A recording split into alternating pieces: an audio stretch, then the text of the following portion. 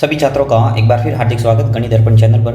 आज से हम शुरू कर रहे हैं उपचारात्मक शिक्षण कार्य पुस्तिका, जो क्लास 9 के अंदर आपको मिली हुई, हर स्कूल के अंदर ये मिली है। बहुत ही अच्छी बुक है।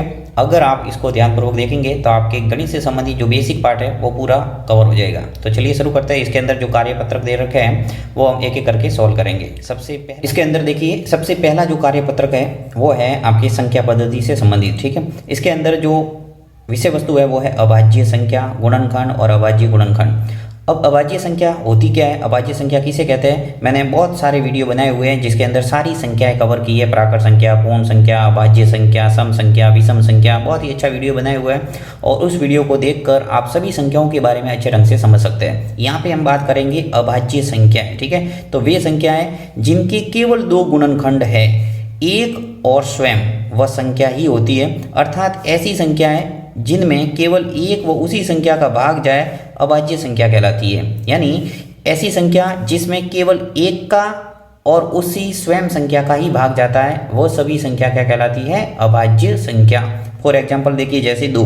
अब 2 के अंदर देखो, एक का भाग तो सब में जाता ही है और साथ में उसी संख्या का जाएगा, बाकी किसी का नहीं जाएगा। जैसे कि 2 में 2 का भाग जाता है, बाकी किसी का नहीं जाता।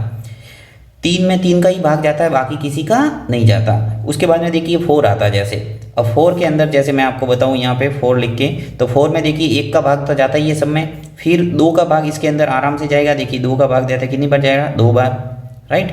और 4 में 4 का भाग तो जाएगा ही, यानी कि 4 है वो अभाज्य संख्या ना होके क्या है? भाज्य संख्या। तो इस ढंग से आप समझ सकते हैं कि वे संख्या जिनके अंदर स्वयं का ही भाग जाता है, वे सभी संख्या क्या कहलाती है? अभाज्य संख्या।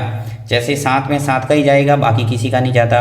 11 में 11 का ही जाएगा, बाकी किसी का नहीं जाएगा। यानी ये ऐसी बहुत सारी संख्या आप लिख सकते हैं। यहाँ पे आप देख सकते हैं एग्जाम्पल के तौर पे कुछ संख्या लिखी हुई है। अब देखिए यहाँ पे फर्स्ट क्वेश्चन से स्टार्ट करते हैं हम कि क्या 49 एक अभाज्य संख्या है? यदि नहीं तो क्यों, लिखिए। तो आपको 49 को देखना है कि 49 के अंदर 1 का और 49 के अतिरिक्त किसी संख्या का भाग जाता है या नहीं। तो आपको पता होगा कि 7 के टेबल में 49 है वो आते हैं, यानी 7 का भाग भी इसके अंदर जाता है, इसलिए ये एक अभाज्य संख्या नहीं है। तो मैंने यहाँ आंसर दिया है कि नहीं, क्योंकि इसमें 1 व 49 के अतिरिक्त संख्या 7 का भी भाग जाता है, राइट। तो इस ढंग से आप आंसर लिख सकते हैं कि इसके अंदर 7 का भी भाग जाता है, इसलिए ये अभाज्य संख्या नहीं है। ओके, उसके बाद में देखिए नेक्स्ट जो क्वेश्चन है, दूसरा क्वेश्चन में दे रखा है कि दी गई संख्याओं में से अभाज्य संख्या पर वर्त घेरा लगाइए। यानी आपको गोल घेरा बनाना है। यहाँ पे मैंने सारी संख्याएं जो अभाज्य संख्या है उस पर गोल घेरा बना के रखा है, ताकि हमारा वीडियो है वो ज़्यादा लंबा ना हो और आपका टाइम वेस्ट नहीं हो। तो देखो यहाँ पे 11 के अंदर देखो 11 का ही भाग जाता है, बाकी किसी का नहीं जाता, इसलिए 11 क्या है? एक अभाज्य संख्या। देखो 21 के अंदर किस किस का भाग जाता है? देखिए जैसे फॉर एग्जांपल इसको देखते हैं, 3 का देखो इजीली भाग जा रहा है इसके अंदर, फिर 7 का भी जाता है और 21 का तो जाएगा ही, और 1 का जाता है सब में। तो इसलिए ये क्या है? एक भाज्य संख्या है, अभाज्य संख्या नहीं है। 35 में भी देखो 5 का भाग जाता है, 7 का भाग जाता है, 1 का जाता है और 35 का तो जाएगा ही। यानी वे संख्या जिनके अंदर स्वयं का ही भाग जाता है वो ही संख्या क्या है? अभाज्य संख्या। तो ऐसी सभी संख्याओं को आपको ढूंढ के पता लगाना है कि ऐसी कौन कौन सी संख्या है, वो सभी अभाज्य संख्या हो जाएगी। तो आप देख सकते हैं इन संख्याओं को और स्क्रीनशॉट लेके आप अपने नोटबुक के अंदर इसको लिख सकते हैं। ठीक है, नेक्स्ट इसी प्रकार का एक क्वेश्चन है, तीसरा देखिए कि 21 से 50 तक की संख्याओं में अभाज्य संख्या पर वर्त और घेरा लगाइए।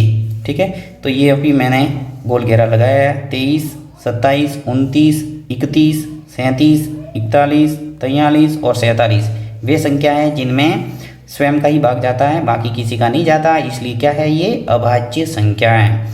ठीक है, अब देखो यहाँ पे अभाज्य गुणनखंड क्या है, इसका भी थोड़ा परिभाषा आपको पता होनी चाहिए कि किसी भी संख्या के वे सारे गुणनखंड जिनमें केवल अभाज्य संख्या है, अभाज्य गुणनखंड कहलाते हैं। ओके, अब देखिए यहाँ पे इसी का एग्जाम्पल के तौर पर क्वेश्चंस दे रखे हैं। तो ये फोर्थ इसका जो क्वेश्चन है वो यही है कि जैसे 16 है, 16 के अभाज्य गुणनखंड करना है आपको। ठीक है, तो अभाज्य गुणनखंड करने के लिए आपको मैंने इसका भी काफ़ी वीडियो बनाए हुए, अभाज्य गुणनखंड किस ढंग से करते हैं, मैं आपको अंत में वीडियो के आपको दे दूंगा लिंक, आप जाके समझ सकते हैं कि किसी भी संख्या के अभाज्य गुणनखंड है वो किस ढंग से करते हैं। थोड़ा मैं यहाँ पे जल्दी से आपको बता देता हूँ, यहाँ पे लेके कि जैसे 16 है। ठीक है, अब 16 के अभाज्य गुणनखंड करना है, तो यहाँ पे इस ढंग से आपको कॉलम बना के लिखना है।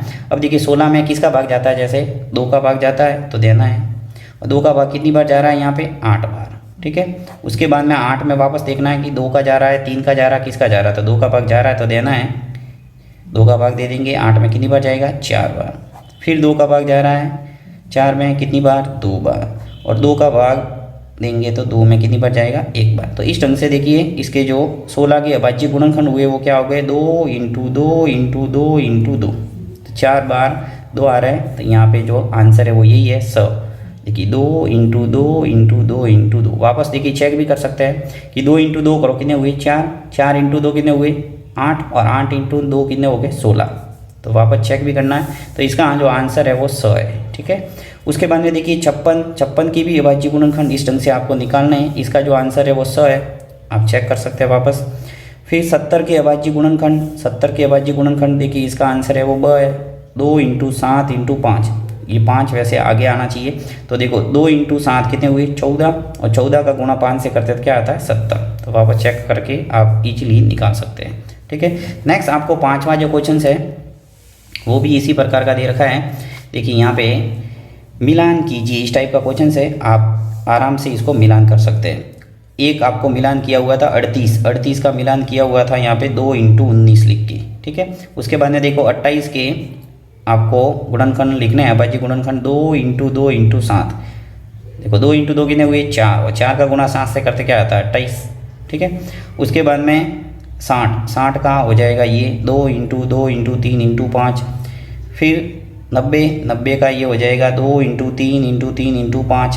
तो आप तीर के निशान आराम से देख लें और इसका स्क्रीनशॉट लेके आराम से अपनी नोटबुक के अंदर इसको एंट्री कर सकते हैं, ठीक है। तो ये है आपके कार्यपत्रक फर्स्ट। इसमें किसी प्रकार का कोई डाउट है आप कमेंट बॉक्स में जरूर लिखना, मैं पूरा एक वीडियो के द्वारा इसको समझाने का प्रयास करूँगा। Thank you.